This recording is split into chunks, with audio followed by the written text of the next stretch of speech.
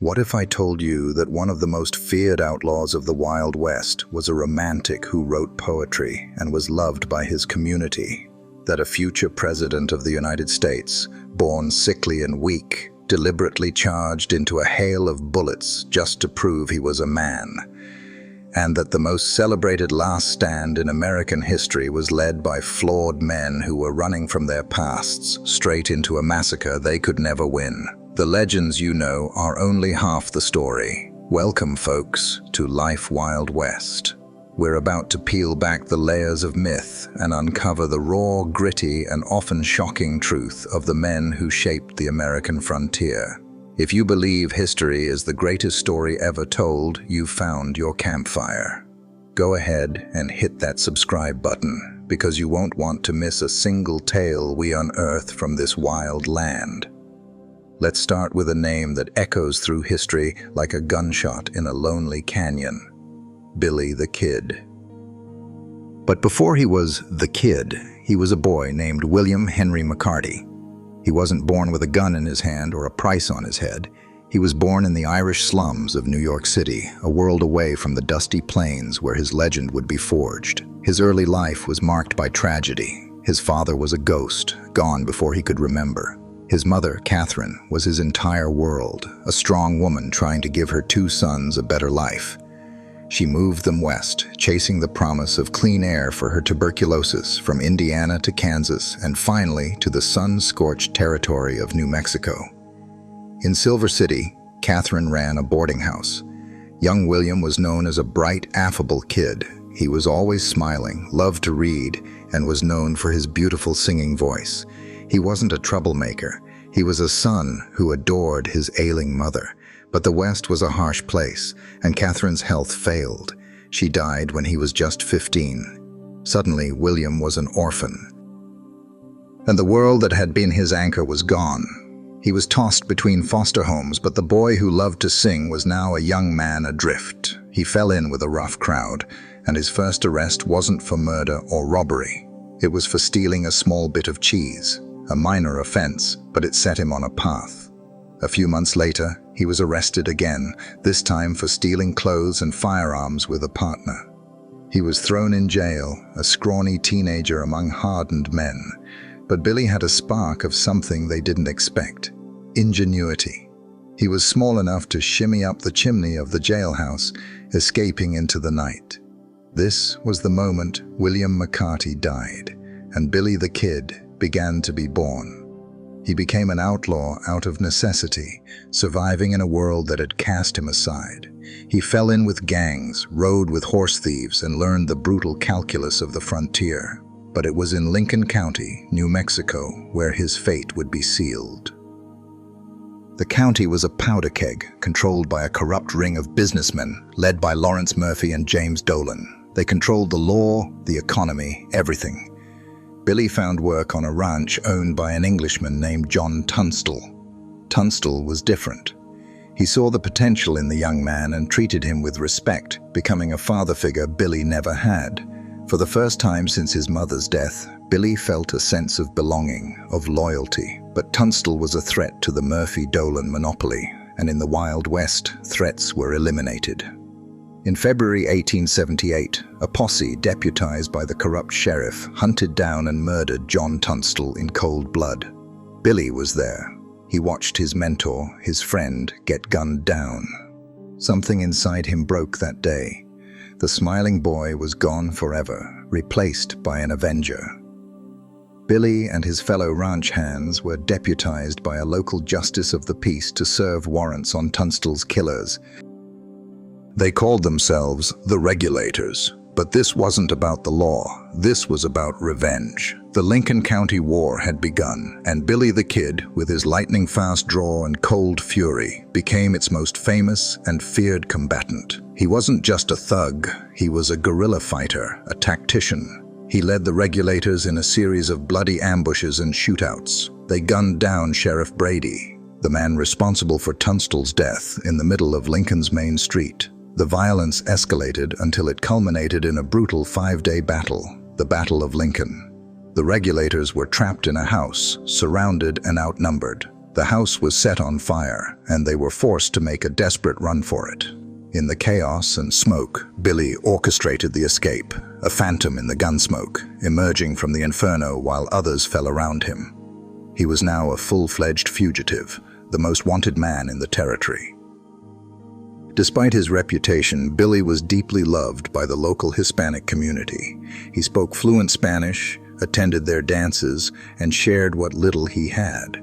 To them, he wasn't a vicious killer. He was a champion of the oppressed, one of the few Anglos who stood against the corrupt land barons who were stealing their land and water. He was their Robin Hood.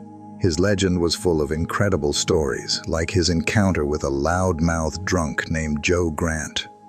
In a saloon, Grant, who didn't recognize Billy, boasted that he would kill Billy the Kid on sight.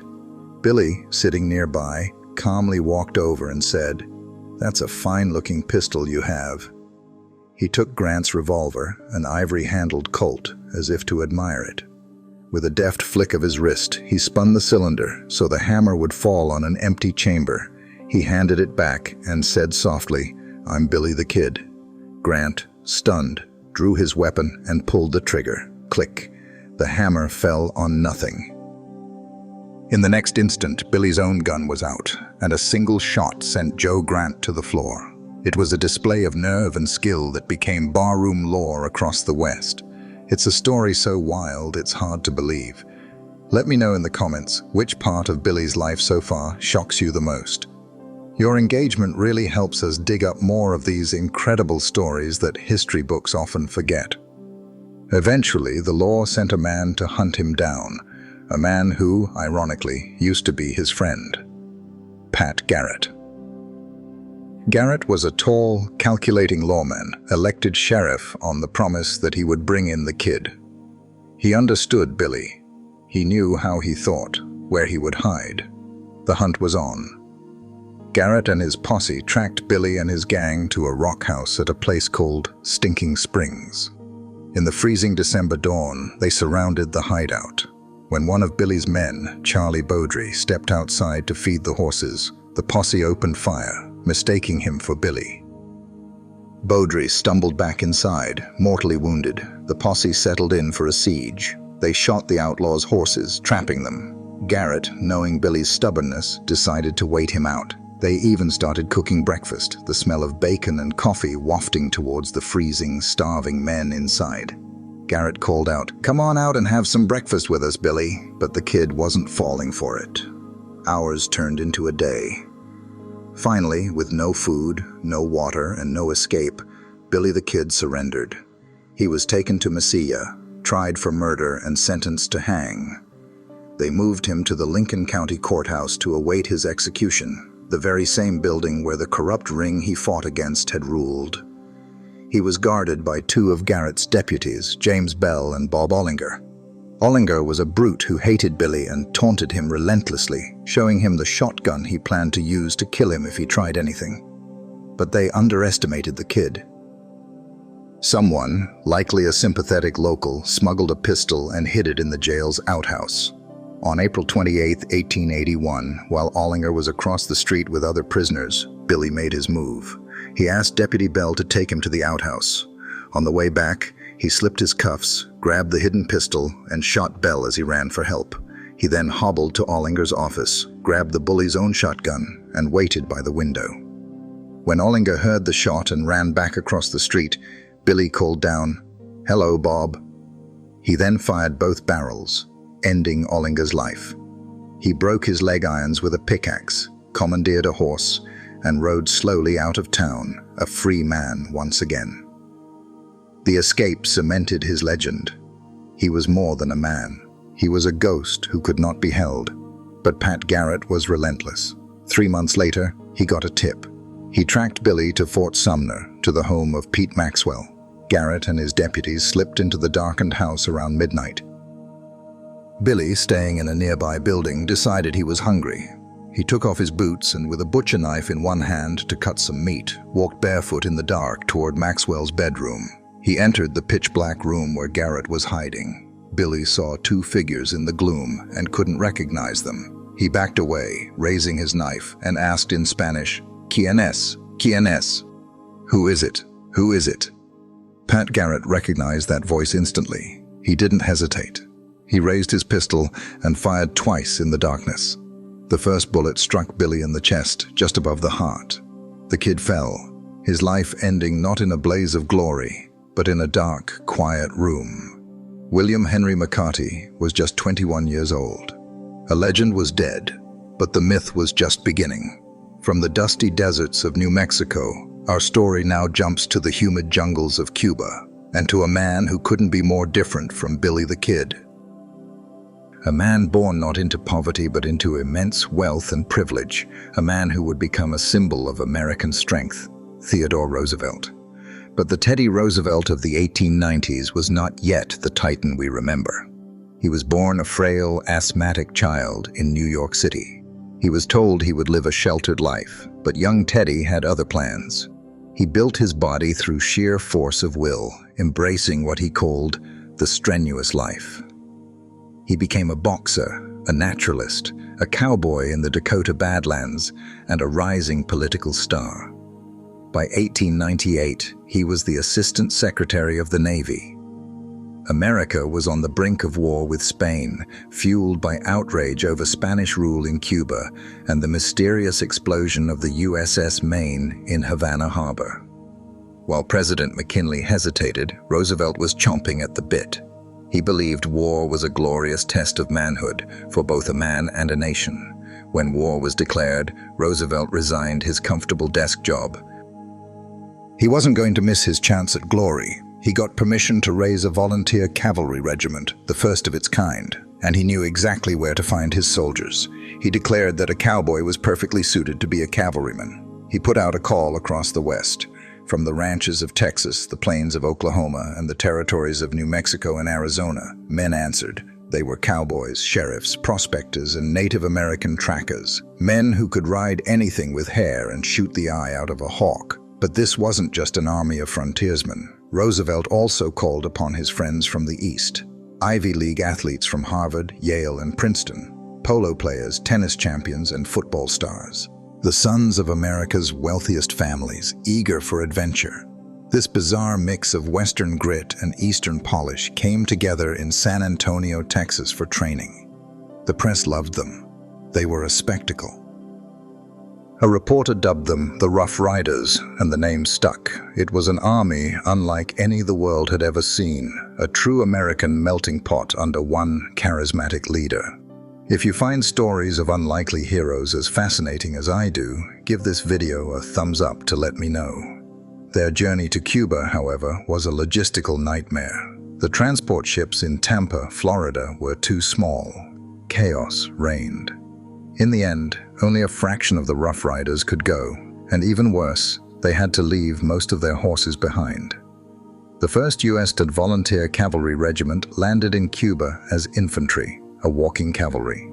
They marched into the sweltering jungle, unprepared for the tropical heat, the strange diseases, and the deadly tactics of the Spanish soldiers, who were armed with modern rifles and smokeless powder, making them nearly invisible in the dense foliage. Soon, they walked into an ambush.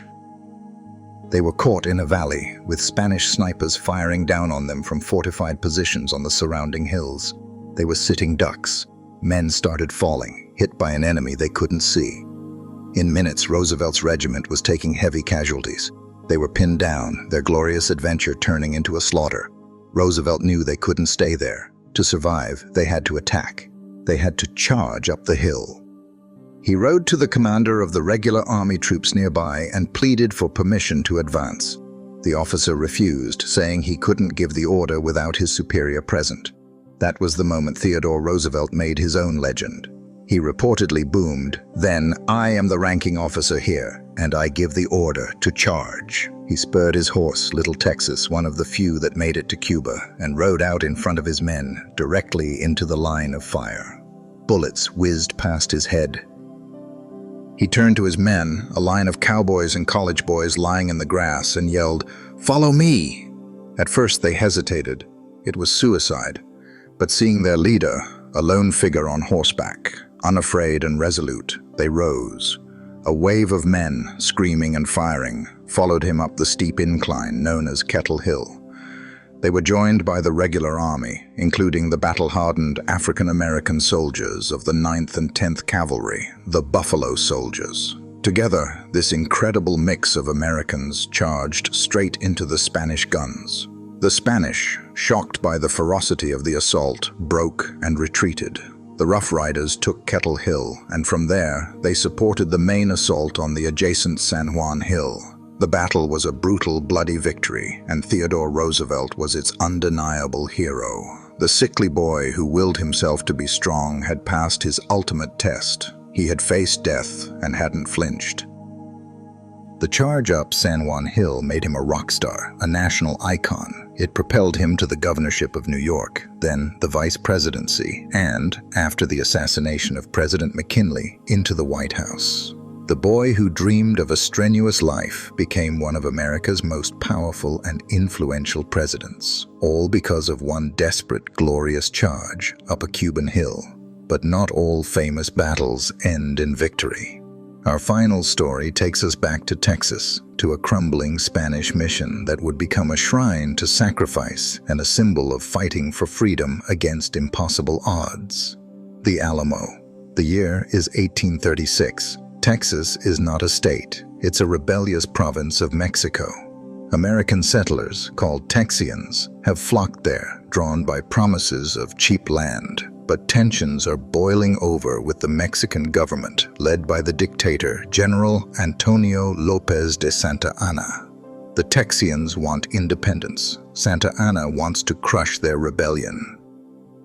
Inside the walls of the Alamo mission in San Antonio de Bexar is a small, ragtag group of defenders. They are led by three very different, very flawed men.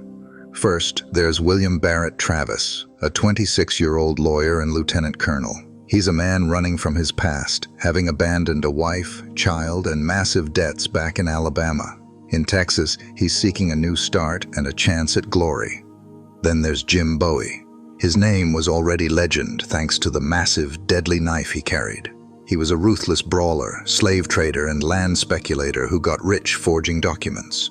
Like Travis, he came to Texas to escape his reputation and build an empire. He was a tough man, but by the time of the siege he was gravely ill, likely with typhoid fever or tuberculosis, confined to a cot. And finally, there was the most famous man of them all, David Crockett, or Davy Crockett as he was known, a frontiersman, bear hunter, and congressman from Tennessee. He was a living folk hero, famous for his folksy charm and buckskin clothes. But his political career had just ended in a bitter defeat. Humiliated, he told his former constituents, "You may all go to hell and I will go to Texas." These men, along with about 200 others, a mix of American settlers, European adventurers, and local Tejanos who opposed Santa Anna, found themselves making a stand inside the Alamo. It was not a fortress. It was a sprawling, decaying mission, its walls crumbling. It was a death trap. Bowie was convinced Santa Anna's army wouldn't arrive until spring, believing the winter march was too harsh. He was wrong. In late February, the vanguard of a massive Mexican army, thousands strong, appeared on the horizon.